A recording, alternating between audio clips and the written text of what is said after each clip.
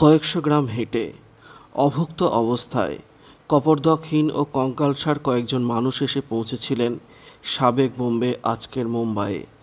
বার্মাসে শরণার্থী দলের একটি পরিবারের মেয়ে পরবর্তী জীবনে সেই যন্ত্রণায় বিদ্ধ হয়ে এসেছিলেন রূপলী পর্দায়।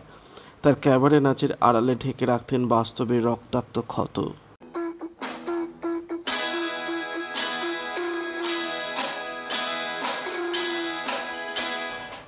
বাবা জর্জ ডেসমায়ার ছিলেন অ্যাংলো ইন্ডিয়ান সম্প্রদায়ের।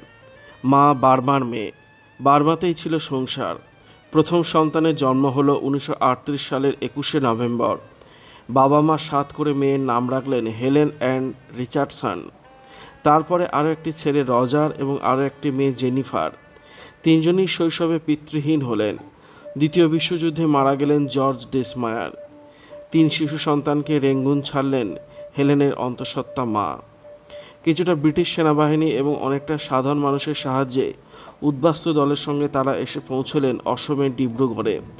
ততক্ষণে সেই দলের অসহায় মুখগুলির সংখ্যা অনেকটাই কমে গিয়েছে। অনেকে প্রাণ হারিয়েছেন পথেই, অনেকে এগিয়ে চলার ক্ষমতা হারিয়েছেন। মারা গিয়েছে হেলেনের মায়ের গর্ভের সন্তানও। মা ও ভাই বোনের সঙ্গে ডিব্রুগড়ের হাসপাতালে 2 মাস থাকতে হয়েছিল। সেখান থেকে ঠাঁই হলো কলকাতায়। সেখানে ভাই রজারের মৃত্যু হলো গুটি বসন্তে। কলকাতার পাট চুকিয়ে পরের গন্তব্য বোম্বে, আজকের মুম্বাই।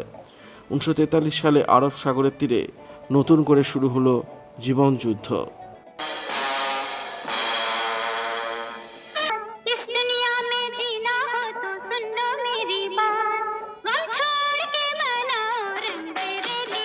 নার্সের কাজ নিলেন মা, কিন্তু তার সামান্য বেতনে নুন আনার আগেই পান্তা শেষ। সেই সঙ্গে শেষ হলো হেলেনের পড়াশুনো। মায়ের পাশে দাঁড়াতে স্কুল যাওয়া ছেড়ে দিলেন তিনি। এক পারিবারিক বন্ধুর সাহায্যে এলো ফিল্মে কাজ করার সুযোগ। সমবেত শিল্পী হিসেবে হেলেন কাজের সুযোগ পেলেন 5-এর দশকের গোড়ায়। কাজ পেলেন সাবিস্তান ও আওয়ারা ছবিতে। কিছুদিনের মধ্যে এলো একক শিল্পী হিসেবে কাজের সুযোগ 1954 সালে আলিফ লায়লা এবং পরের বছর হুরে আরব ছবিতে। প্রথম বড় ব্রেক 1958 সালে হাওড়া ব্রিজ ছবিতে। গীতা দত্তের গলায় মেরা নাম চিনচিনচুর সঙ্গে 19 বছরে হেলেনের নাচ আইকনিক হয়ে থেকে গেল বলিউডে। এরপর আর ফিরে তাকাতে হয়নি হেলেনকে। মণিপুরে কত্থক এবং ভারতনাট্যমের তালিম নিয়েছিলেন হেলেন, কিন্তু তার আসল মুনশিয়ানা ছিল ক্যাবারে নাচে। তার হাত ধরেই তৎকালীন আপাত নিষিদ্ধ নাচ পা রেখেছিল বলিউডে। যতদিন হিন্দি ফিল্ম ইন্ডাস্ট্রি থাকবে ততদিন গুঞ্জরিত হবে শোলের মেহবুবা ও মেহবুবা, ইন্তেকামের আ জানে যা এবং ক্যারাভানের প্রিয়াতু আপ্ত আজা।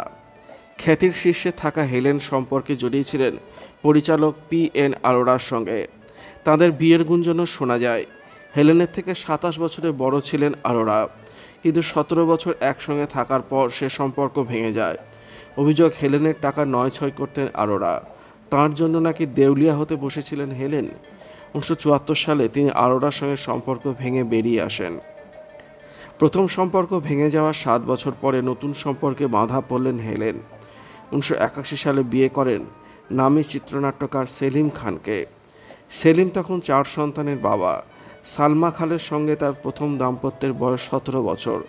প্রথমে বিরোধিতা থাকলেও পরে খান পরিবারের গ্রহণযোগ্যতা পান হেলেন।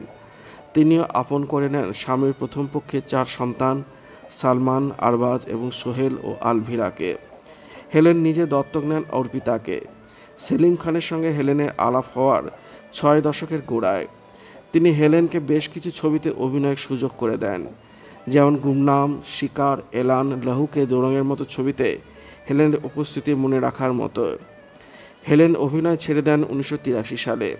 বেশ কয়েক বছর পর তিনি অভিনয় করেন খামোশি দ্য মিউজিক্যাল, হাম দিল দে চুকে সনমের মতো বক্স অফিস সফল সিনেমায়। বলিউডে আইটেম নম্বরে পথপ্রদর্শক ক্যাবারে কুইন হেলেন 2009 সালে পদ্মশ্রী সম্মানে ভূষিত হন। ভিডিওটি ভালো লাগলে লাইক করবেন, শেয়ার করবেন, কমেন্ট করবেন আর অবশ্যই চ্যানেলটি সাবস্ক্রাইব করবেন। ধন্যবাদ।